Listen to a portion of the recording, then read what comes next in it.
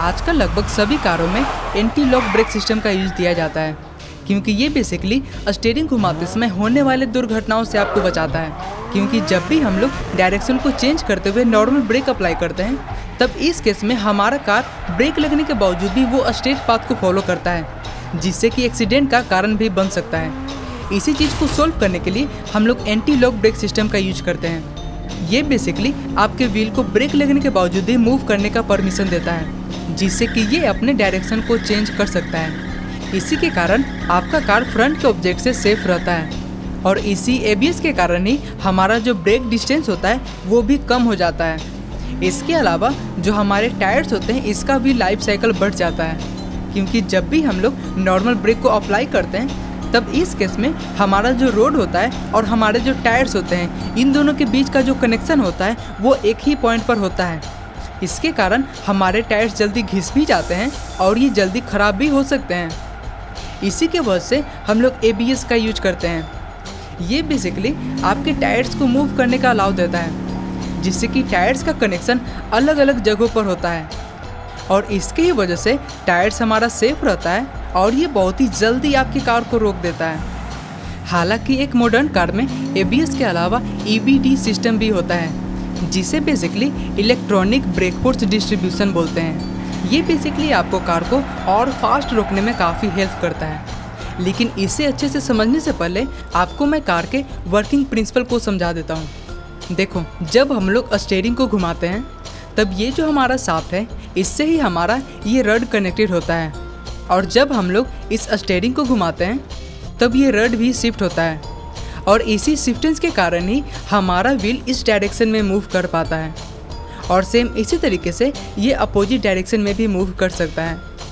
हालांकि आजकल की जो मॉडर्न इलेक्ट्रिक कार हैं, उसमें वायरलेस स्टीयरिंग भी होता है, जो कि बेसिकली वायरलेस इस मोटर से कनेक्टेड होता है, और जब हम लोग स्टीयरिंग को घुमाते हैं, तब हमारा सिग्नल मोटर को अलाउ करता है मूव करने के लिए, और इसी के कारण हमारे व्हील का डायरेक्शन चेंज होता है। हालांकि इसमें कुछ मिलीसेकंड का डिले भी हो सकता है, जैसे कि आप लोग साइबर ट्रक में देखे ही होंगे। इसके अलावा आपने एक चीज़ को नोटिस किया होगा कि जब भी हम लोग बाइक में फ्रंट ब्रेक को लगाते हैं, तब हमारा बाइक बहुत ही फास्ट रुक जाता है। हालांकि इससे हमारा बैलेंस भी बिगड़ सकता है, लेकिन वो बहुत ही फास्ट रुक जाता है। और जब हम लोग रियर ब्रेक को अप्लाई करते हैं, तब हमारा बाइक कुछ दूर तक फ्रिक्शन करते हुए जाता है और फिर वो रुकता है। यहीं से हमारे इंजीनियर्स के पास EBD सिस्टम आया। इसमें बेसिकली कार के जो फ्रंट व्हील होते हैं, उसमें ब्रेक का 70% हिस्सा अप्लाई होता है, और जो हमारे रियल व्हील होते हैं, उसमें 30% या फिर कभी कभी 40% भी अप्लाई होता है। और इसी के कारण हमारे जो मॉडर्न कार होते हैं, वो अपने ब्रेक डिस्टेंस को बहुत ही कम कर पाते हैं। हालांकि कुछ क्यूरियस लोगों के मन में ये क्वेश्चन भी आता है कि अगर हम लोग सडनली व्हील की डायरेक्शन को अपोजिट डायरेक्शन में कर दें, तब क्या हमारा कार बहुत ही फास्ट रुक सकता है? हालांकि इसका आंसर उतना भी सिंपल नहीं है, क्योंकि जब हम लोग व्हील की डायरेक्शन को सडनली चेंज कर देंगे, तब इससे हमारा गियर बॉक्स ख़राब हो सकता है और हमारा पूरा का पूरा गियर सिस्टम ही टूट सकता है। या फिर ये भी बोल सकते हैं कि जो हमारा मेन गियर होता है, उसके तीत ही टूट जाएंगे, क्योंकि जो मॉडर्न कार होते हैं, हम लोग उसमें बैक गियर को तभी लगा सकते हैं जब वो कार बहुत ही धीमा हो गया हो या फिर वो रुक गया हो, तभी हम लोग बैक गियर को लगा सकते हैं, वरना हम लोग कार में बैक गियर को लगा ही नहीं सकते।